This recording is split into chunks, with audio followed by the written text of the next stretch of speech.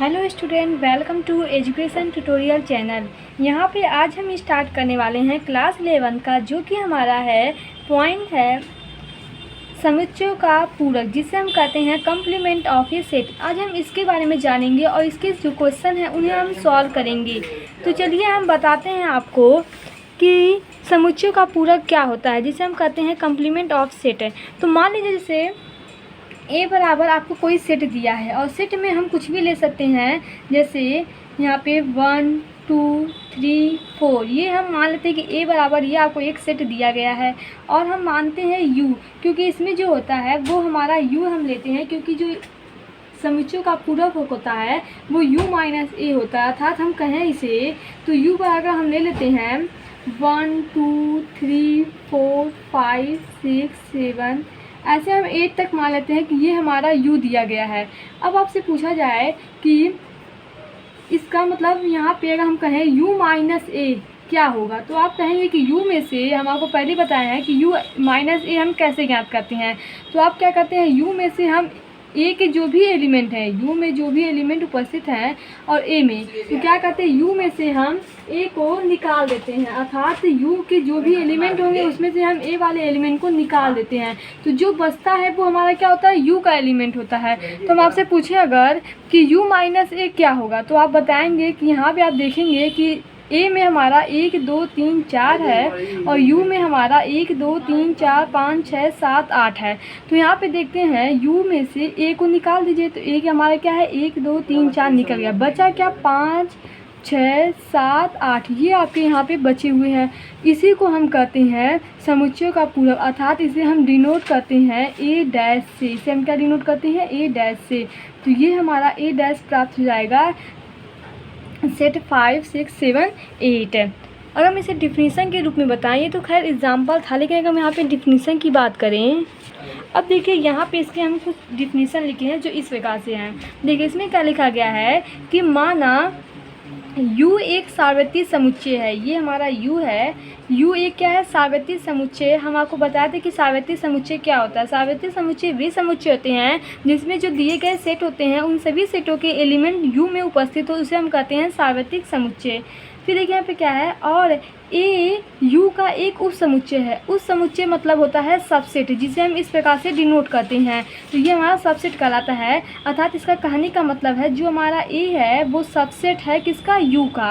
अर्थात ए के सभी एलिमेंट यू में अगर उपस्थित हैं तो उसे हम उस समुच्चय कहते हैं। तो वही लिखा है कि ए यू का एक उप समुच्चय है। तो ए का पूरक समुच्चय हम जो आपको यहाँ पे बता रहे हैं वही बोला है कि ए का अगर पूरक समुच्चय आपसे कहें ज्ञात करने के लिए, तो बोला है कि तो ए का पूरक समुच्चय यू के उन अवयवों का समुच्चय है जो ए का अवयव नहीं है। अर्थात अगर हम आपसे पूछे इसे हम पूरक को, समुच्चय का अवयव पूरक होता है, उसे ए डैश से निरूपित करते हैं। अर्थात यहाँ पे देखिए इस प्रकार से उसे हम निरूपित करते हैं। तो ये जो हमारा है इसे हम क्या कहेंगे, ये हमारा होगा यू में से उन एलिमेंट को हम हटा देंगे जो ए में उपस्थित नहीं है। जो बचा हुआ एलिमेंट होगा, देखिए बोला है यू की उन अवयवों का समुच्चय है जो ए का अवयव नहीं है। अर्थात हम आपसे पूछे कि हमारा पूरक ए डैश होता है, तो यू में से हम ए वाले को निकाल देंगे, तो जो बचे एलिमेंट होंगे वही हमारा क्या कहलाएगा, वही हमारा ए डैश कहलाएगा। तो ये हमारा डिफिनीसन था, जो आपको मतलब तभी आप इसके क्वेश्चन को सॉल्व कर सकते हैं जब आप इसके डिफिनीसन को समझते हैं। तो चलिए हम न्यूमेरिकल या एग्जाम्पल के द्वारा इसे सॉल्व कराते हैं। देखिए यहाँ पे एक हम एग्जांपल लिए, एग्जांपल जो कि यहाँ पे इस प्रकार है कि u इक्वल टू आपको ये दिया गया है 1 से लेकर 5 तक, और a बराबर आपको 2 3, ऐसे ही b बराबर आपको एक सेट के फॉर्म में 3 सेट आपको u a b दिए गए हैं।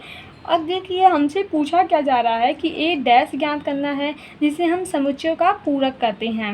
ये हमें ज्ञात करना है बी डैश, फिर ए डैश इंटरसेक्शन बी डैश, और ए यूनियन बी हमें इसमें ज्ञात करना है। अब देखिए इंटरसेक्शन और यूनियन ये आपको पता होगा तभी आप इस एक्सरसाइज पे पहुँचे हैं, क्योंकि इसके पहले जो एक्सरसाइज थी 1.3 या 1.4 उनमें हम आपको बताया था कि इंटरसेक्शन और यूनियन क्या होता है। तो चलिए इसे हम सॉल्व करते हैं। सबसे पहले हमें देखिए ए डैश हमारा तभी ज्ञात हो जाता है कि जब हम ये कहें कि जो ए है वो सबसेट है यू का। तो हम कह सकते हैं कि हाँ ए डैश ज्ञात होगा, क्योंकि हम आपको परिभाषा में बताए थे कि ए सबसेट होना चाहिए यू का। अब देखिए जो ए के एलिमेंट हैं, ए के एलिमेंट क्या है 2, 3 है, ये हमारे यू में उपस्थित हैं, अतः हम कह सकते हैं कि ए सबसेट है यू का। ऐसे का हम बी बोलें कि बी सबसेट है यू का, तो इसमें क्या है कि बी के जो एलिमेंट हैं वो यू में उपस्थित होने चाहिए, तब हम कह सकते हैं कि बी सबसेट है यू का। अगर देखिए सबसेट नहीं होता है तो हम इसका पूरक नहीं ज्ञात कर सकते, यहाँ पे सबसेट होगा तभी हम पूरक ज्ञात करेंगे। तो देखिए 3, 4, 5 ये हमारे बी में उपस्थित हैं, तो हम कह सकते हैं कि बी जो सबसेट है यू का, क्योंकि बी के सभी एलिमेंट यू में उपस्थित हैं। अब हमें पहला ज्ञात करना है। पहला हमारा यहाँ पे बोला गया है कि ए डैश हम आपको बताए थे कि ए डैश वे होते हैं जो यू में से ए को निकाले, अर्थात ए के वे एलिमेंट जो यू में मतलब ना उपस्थित, जैसे ए के एलिमेंट उपस्थित हों और यू में अन्य एलिमेंट जो बचते हैं वो हमारे ए डैश कहलाते हैं। कहने का मतलब है बस आप इतना जानिए कि जहाँ भी आपको ए डैश इस प्रकार से दिखे, कुछ भी दिखे, आप यू में से बस उसे घटा दीजिएगा उस एलिमेंट को, और यू में से घटाएंगे अर्थात यू में से हम इस एलिमेंट इसके ए के अवयव को निकाल देंगे, तो जो बचे अवयव होंगे वो यू के अवयव होंगे, वही हमारा ए डैश होगा। तो यहाँ पे देखिएगा, हम देखें यू के यू में अवयव क्या है 1, 2, 3, 4, 5, 6, ये हमारा यू में दिया गया अवयव है। और ऐसे ही इसी को हम एलिमेंट भी कहते हैं। और ऐसे ही सेट ए में 2, 3 दिया गया है। अब सेट जो यू है इसमें से अगर हम सेट ए को निकालेंगे तो क्या बचेगा सेट यू में, तो ए हमारा क्या है 2, 3 है। यहाँ से अगर हम ये वैल्यू निकाल दें 2, 3, तो बचा क्या, तो हमारा जो सेट में बच रहा है वो 1, 4, 5, 6, ये हमारा इस प्रकार से बच रहा है। यही हमारा कहलाता है ए डैश। अर्थात पूछा आपसे कि ए डैश हमें क्या प्राप्त हो रहा है, तो 1, 4, 5, 6। ऐसे ही यहाँ पे हम बी डैश ज्ञात करेंगे। अब देखिए बी डैश क्या होता है। अब जैसे हम आपको बताएं कि u माइनस ए डैश प्राप्त होता है, ऐसे ही हम करेंगे यहाँ पे u माइनस बी, तो हमें बी डैश प्राप्त होगा। अर्थात जो भी यहाँ पे रहे सी डी ई या कुछ भी यहाँ पे रहेगा तो u में से हम घटा देंगे, और u जो हमारा होगा वो हमारा इसका सबसेट होगा। अब देखिए u माइनस ए अगर हम करें तो u में से हम b के एलिमेंट को निकाल देते हैं, तो जो बचता है वो हमारा u का एलिमेंट होगा। तो चलिए निकालते हैं। u हमारा दिया गया है, इसमें b के एलिमेंट, b का एलिमेंट क्या है 3, 4, 5 है। तो यहाँ पे अगर हम 3, 4, 5 ये देखिए इतना निकाल दें तो हमारा बचा क्या 3, 4, 5 निकल गया, तो बचेगा 1, 2, 6, ये हमारा बचेगा।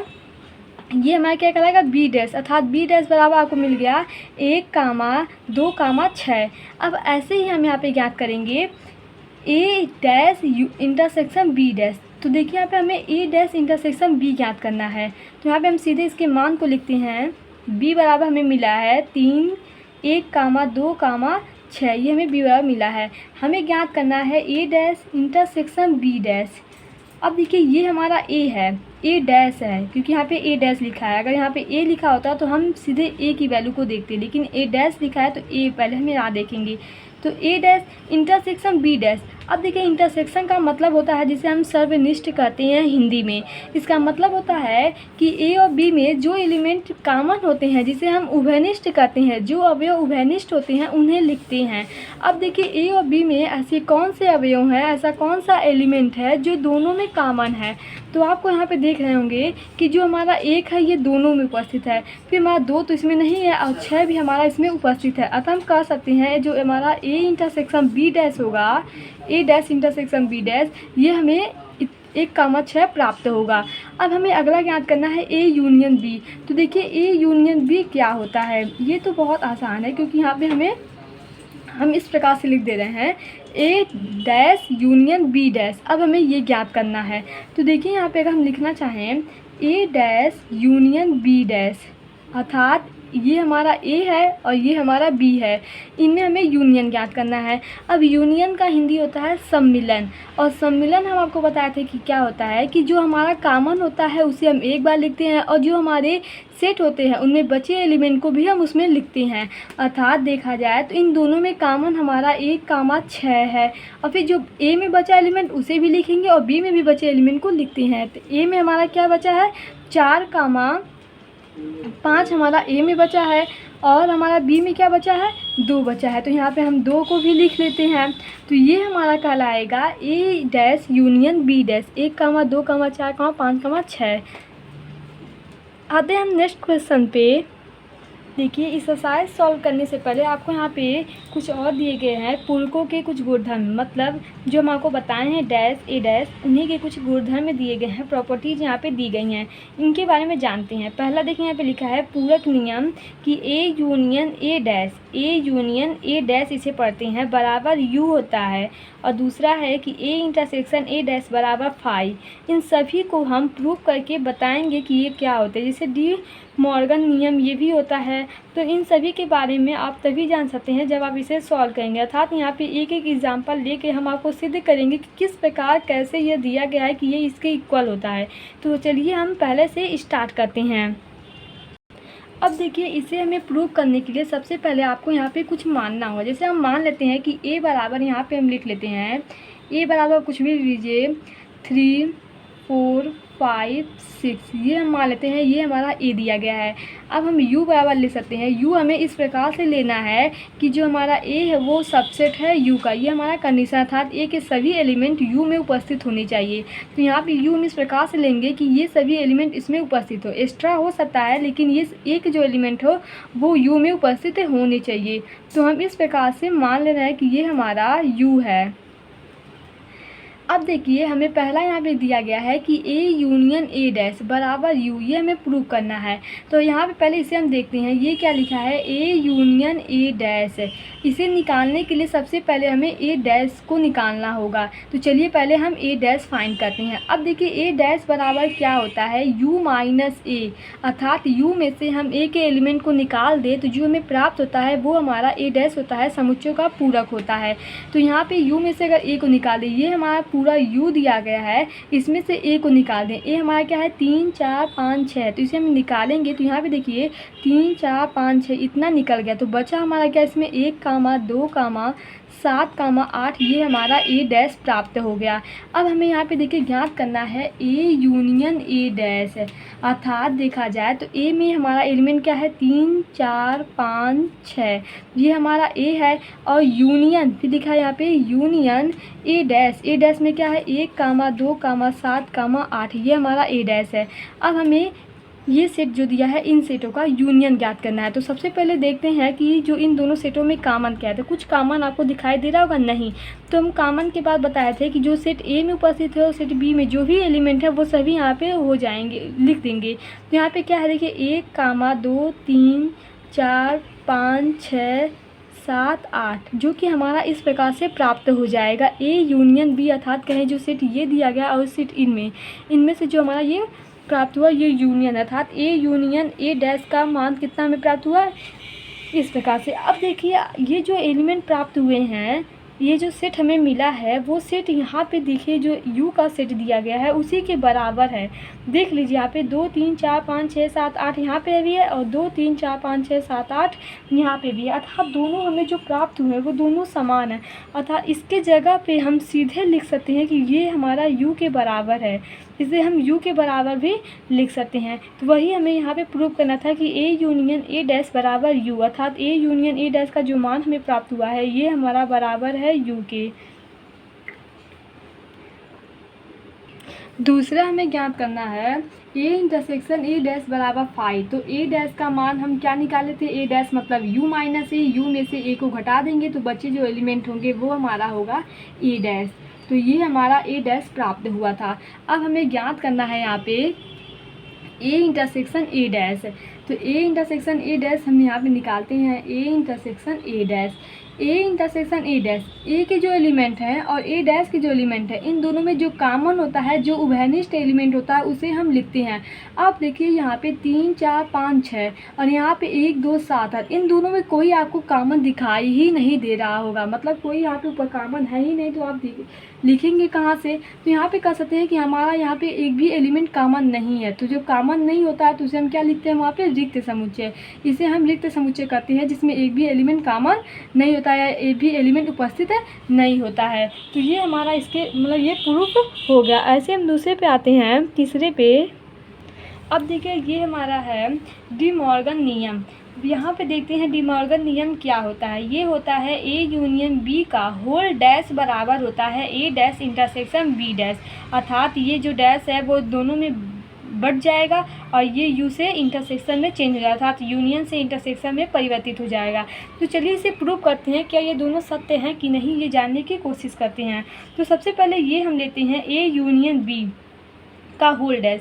तो सबसे पहले हम ए यूनियन बी ज्ञात करती हैं। अगर हम यहाँ पे देखें ए यूनियन बी हमें क्या मिल रहा है, तो ए यूनियन बी अर्थात ए और बी के एलिमेंट देखेंगे। यहाँ पे हम बी बराबर कुछ माने नहीं है, तो हम पहले बी बराबर कुछ ले लेते हैं। जैसे हम बी बराबर ले लिए, बी हमें इस प्रकार से लेना है कि बी के जो भी एलिमेंट हो वो यू में उपस्थित हो। तो यहाँ पे हम ले लेते हैं 3, 4, 7, 8, ये हम ले लेते हैं बी बराबर। आप कुछ भी ले सकते हैं, यहाँ एग्जाम्पल के रूप में हम आपको बस समझा रहे हैं।